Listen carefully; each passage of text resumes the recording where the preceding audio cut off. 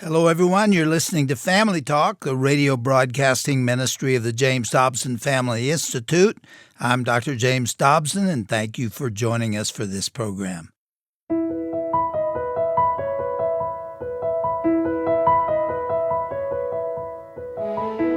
Well, welcome to Family Talk, the broadcast division of the Dr. James Dobson Family Institute. I'm Roger Marsh, and the battle for the hearts and minds of our kids and our grandkids is so prevalent and is continuing to intensify. Now, this is something, of course, Dr. Dobson has been speaking out about for years and years, and he even wrote a book about it. It came out in 1990 called Children at Risk. And now, like never before, the battle is ramped up specifically with the issue of gender identity. And kids in school as young as kindergarten are being targeted. Well, our guests today here on Dr. James Dobson's Family Talk are in the middle of this fight, and they have a mission to equip parents to fight this battle. They are Dr. Jeff Myers and Dr. Kathy Koch. Dr. Jeff Myers is president of Summit Ministries, which is based right here in Colorado. As an educator and entrepreneur, he is a well-regarded authority on youth leadership development and training. He's the author of 14 books, including Understanding the Faith, Understanding the Times, and Understanding the Culture textbooks, which are studied by tens of thousands of students. Dr. Kathy Koch is the founder and president of Celebrate Kids Incorporated. It's a ministry that exists to equip and encourage parents to raise godly children who understand their purpose, and that is so important in this crazy world that we're living in right now. Kathy has influenced thousands of parents, teachers, and children in over 25 countries through keynote messages, seminars, chapels, and other events. Dr. Kathy Koch is the author of numerous books, including Screens and Teens, 8 Great Smarts, and Resilient Kids. And together, Dr. Jeff Myers and Dr. Kathy Koch have written a brand new book. It's called Raising Gender Confident Kids, Helping Kids Embrace Their God-Given Design, which will be the topic of our conversation today.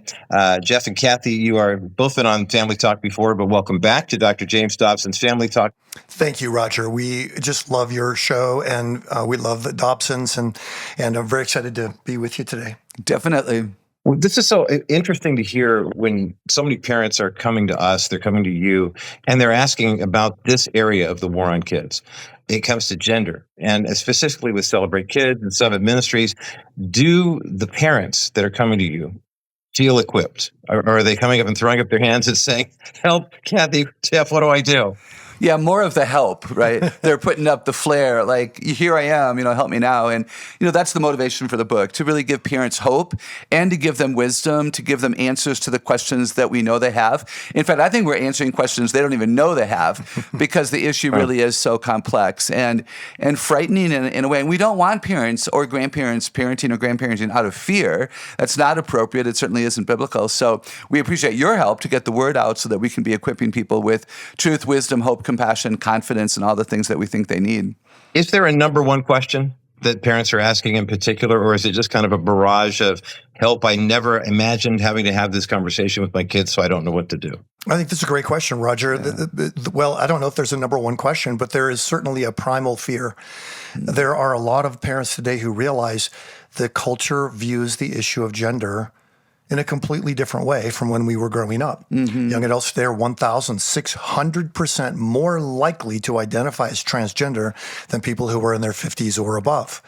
And when you look at the numbers, it's extraordinary. But parents are dealing with this. Grandparents are dealing with it. I had one grandmother tell me, I have 13 grandchildren. They all went to Christian camp when they were growing up. 5 of them now identify as transgender. We were talking to one family, Stephanie and I, and their daughter said she needed to switch to a different school. And we asked why. She said, because I was the only girl left in my class. Yeah. All of the other girls in her class said they were boys stuck in girls' bodies and they were transitioning to be boys. This was a middle school girl. And so parents are looking around thinking, oh my word, I don't know what to do. Well, every crisis, as you know, is an opportunity. Every confusion is an opportunity. And the opportunity for us is, how do we help our boys become godly men and our girls become godly women without feeling like they have to fit into certain cultural stereotypes to do so? That's so well expressed, Jeff. One of the questions that I've heard a lot, which makes me so sad, is the question, what did I do wrong? And of course, we don't want parents to feel guilt. They didn't know that this was coming. Most parents are doing the very best that they know how to do with the information and the wisdom and the love that they have. So again, we love to come beside them and say, look, it came out of nowhere in many respects. It's confusing and all these things. So let's give you hope, and let's not look back with shame and regret. Let's go forward with hope. And that's really important to us. And I know that that's so important to you. Kathy, you've written about something that we refer to now as gender confidence. And I think it's important for, we used to think, okay, there's the big talk that you have when boys and girls discover that they're different, usually on the playground, somewhere around kindergarten. And then as you get into adolescence and you pass puberty and everything like that, you can see the differences that are obvious. But more and more kids are asking the question, if I feel like a girl, am I really a girl? If I feel like a boy, am I really a boy? You talk about gender confidence. Help us understand what that means. The first answer that we would give you is that gender confidence is a confidence in God. It's a confidence that He is good to us, and that specifically He's a good, intentional, strategic, and loving and personal creator.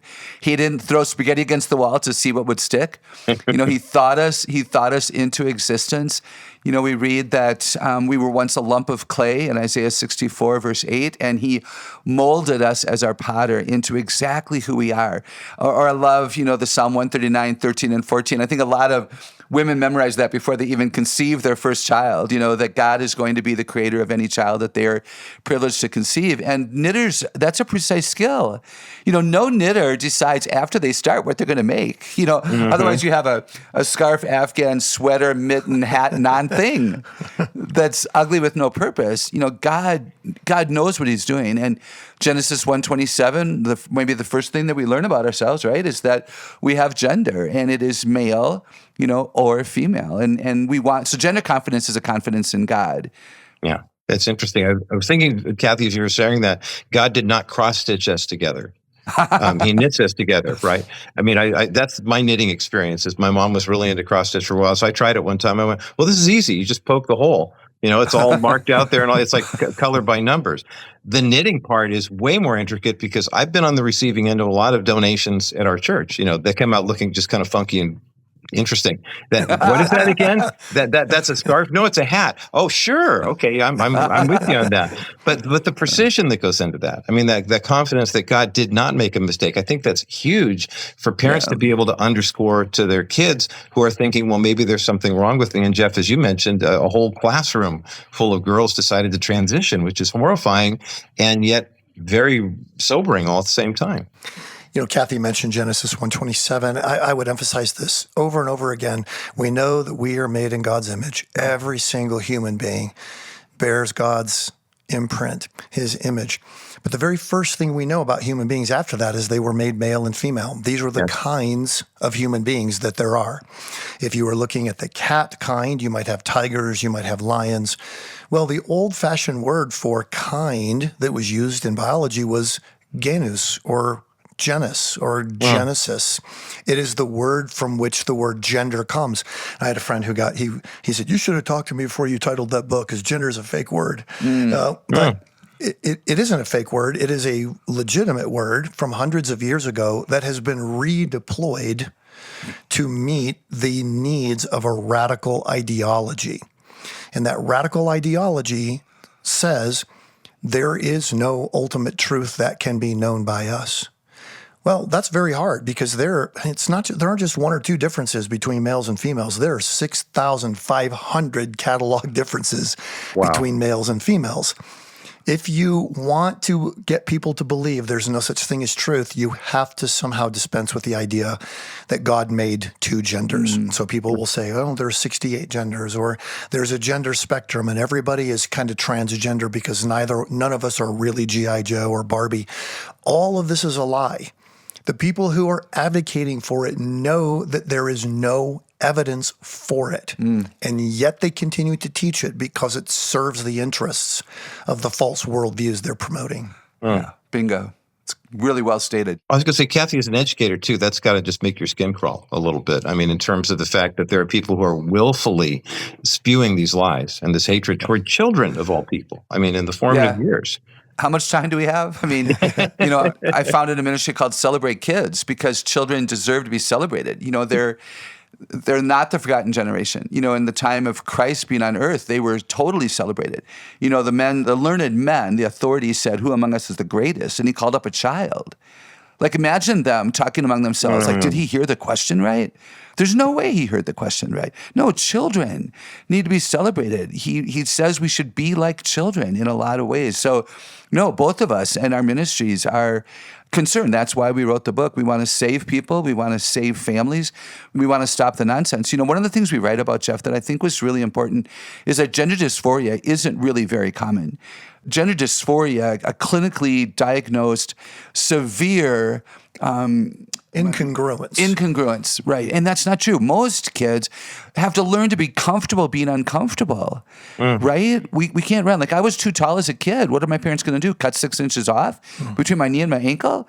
No, they helped me change my attitude toward the things I did not want. And we want to empower teachers, social workers, parents, pastors, grandparents. Listen to your children. Talk with your kids. We have, as you know, we have 200 conversation starters in the book. Conversations change everything. We want kids to be free to talk to people, to say, "I don't like this part of me."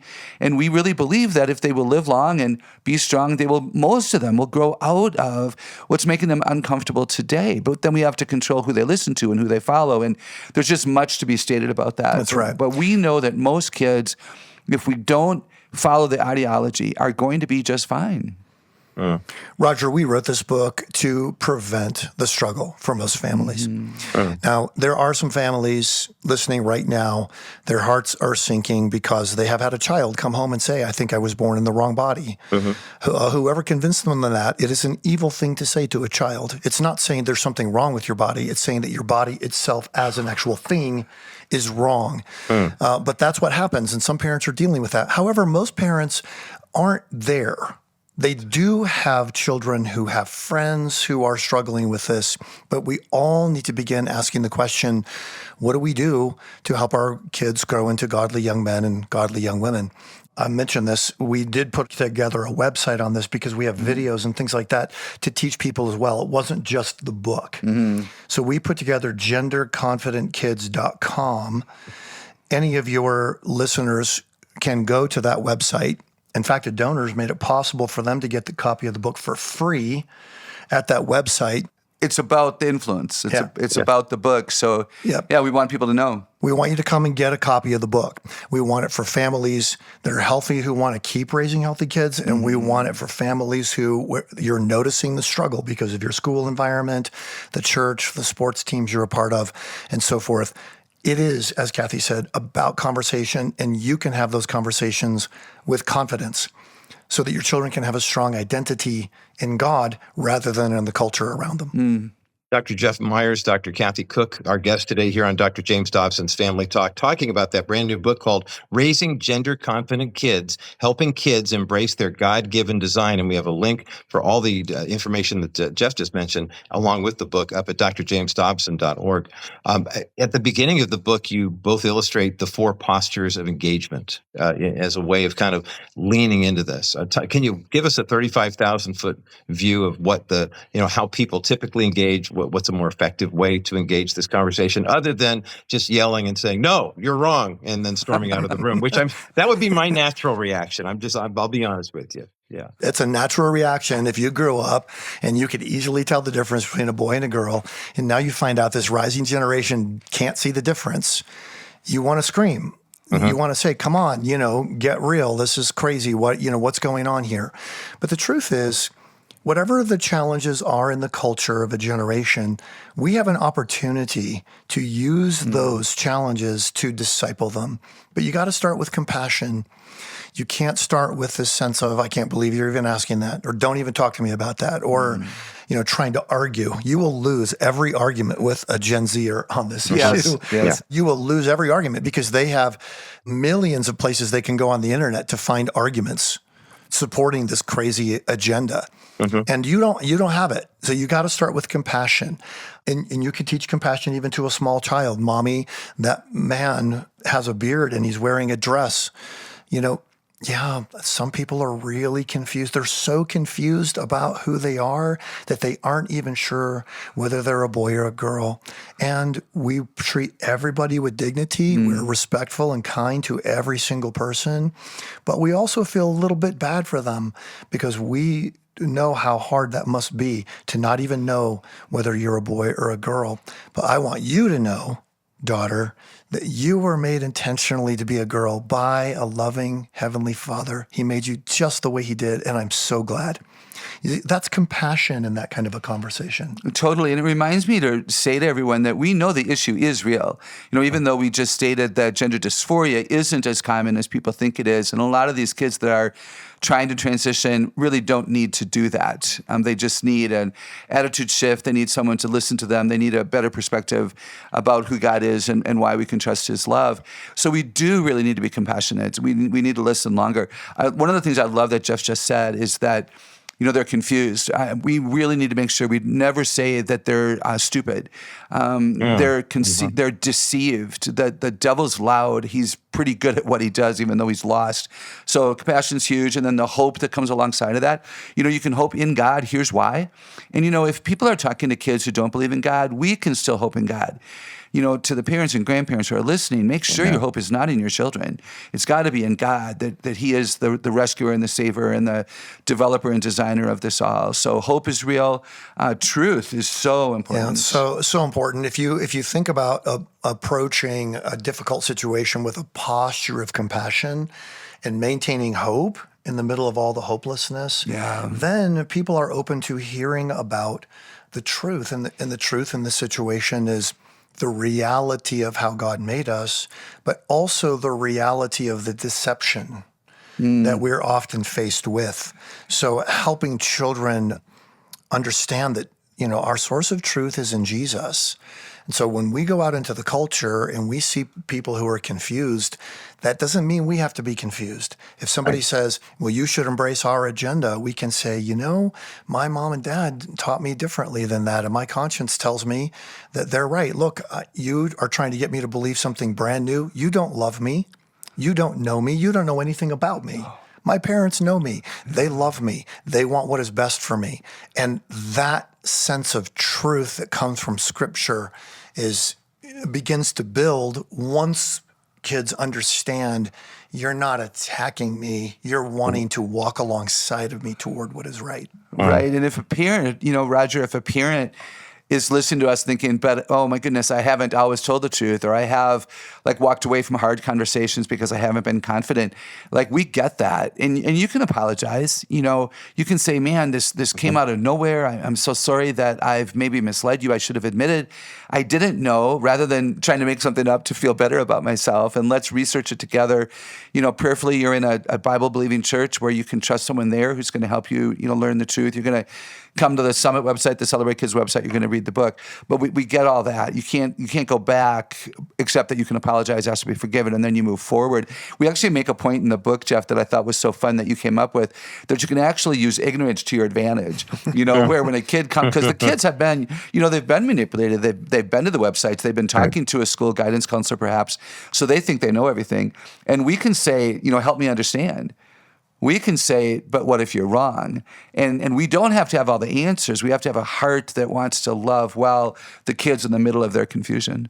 One of the things you guys write about in this new book, which is so important for us to understand, is at the core of all of this, a lot of kids are looking to establish themselves. They're trying to figure out what their identity is. And Kathy, you write about the 5 needs, that every child has, the security, identity, belonging, purpose, confidence, and why it's so important for us as parents to still be the arbiters of that. Talk about how in this conversation where a child says, okay, I love you and I'm going to share this with you, how do we hold it together while still reinforcing those and ourselves as the safe place to be the landing point for something that we know is really completely ridiculous, but it's deception and they have to see it that way? Yeah, I appreciate you bringing that up. We think that we're in an identity crisis because we're in a security crisis. If kids don't know who they can trust, they don't know who to turn to in a time of need and confusion, they won't know who they are. So we have got to get better at security, telling the truth, being available, putting our phones down, admitting when we don't know something, thanking them for coming to us. Like, I think the first words out of our mouths should be, whoa, thanks for coming to me. Because we need to recognize they can go to Google and they can go to Siri and they can go to X and they can go to really unhealthy, manipulative people who believe the radical ideology. So thank you for choosing me, and let's figure this out together is huge. And I think we say, man, I'm so sorry you're confused. Because I don't like it when I'm confused. I don't make good decisions when I'm confused. So I think we start with real conversations, and then we lead them and guide them toward truth and toward how much have you been able to trust from me? Have I misled you much? So can you trust me now? And if they are Bible readers and Bible believers, can you bring up a time remember when God met your need before? When you were so scared when you had to go to the big birthday party? And then how did God show up there? Let's believe God's going to show up again. So security in God, security in me, and then even teaching the children, hey, you can trust yourself to discern. You're not a stupid person. You're 14 years old now. You have figured out who's healthy, who's unhealthy, and we're going to trust you to continue to do that. I think the identity question is huge. One thing that when we first started working on this, we realized it could be up to 30, 40% of young adults today who identify as LGBTQ. It is, but they're middle schoolers. It is not about sexual attraction. It is about identity. Who am I?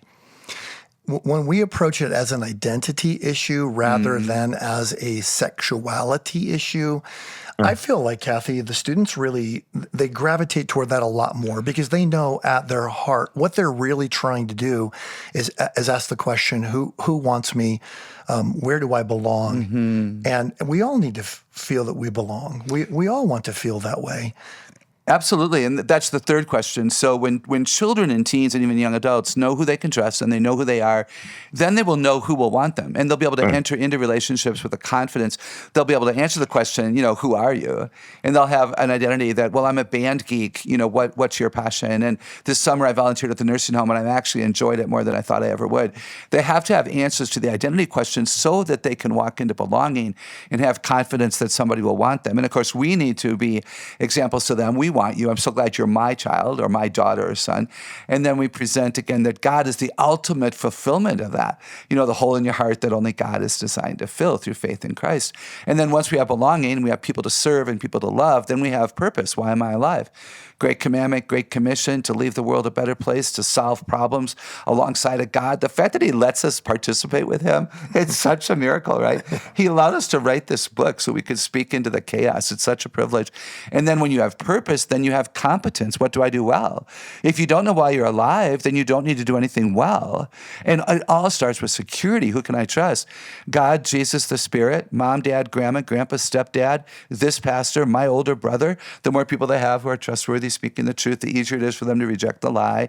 And, this is on us to have the boundaries and the barriers so that they can have these needs met in the triune God and then in us because we're prayerfully good examples of who he is. Well, Dr. Jeff Myers, Dr. Kathy Koch, the time has flown by here in what is now part one of what will be a two-part conversation on the new book, Raising Gender-Confident Kids, Helping Kids Embrace Their God-Given Design. I'm hoping and trusting that you guys can come back next time to continue this conversation. Yeah, should we? Absolutely. Let's do it. We should. He's done a good job with part one. Let's trust him. We'll be back.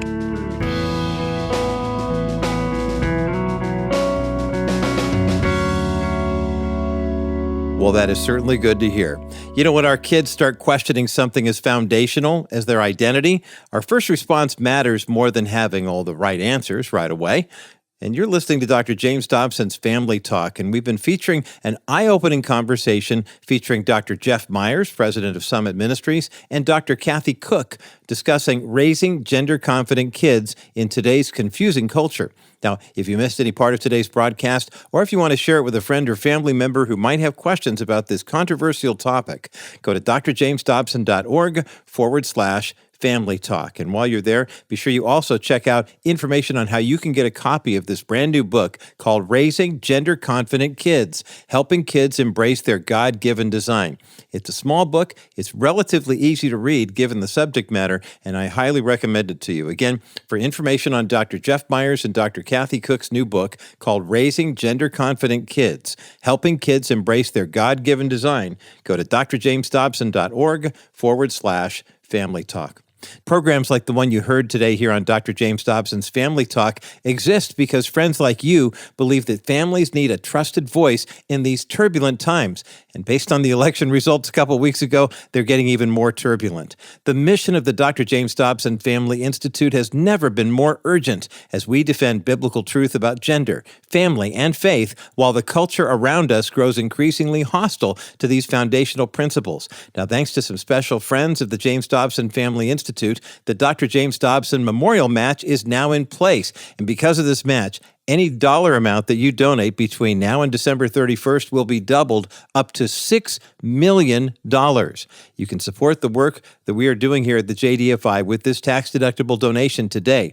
To take advantage of our special year-end match, go to drjamesdobson.org/broadcast. Or if you prefer, call a member of our constituent care team right now at 877-732-6825. That's 877-732-6825.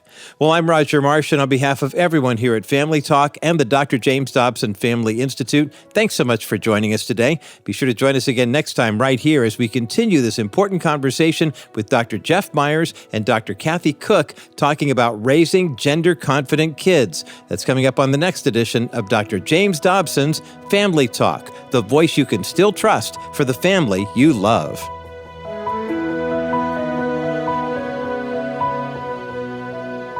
This has been a presentation of the Dr. James Dobson Family Institute.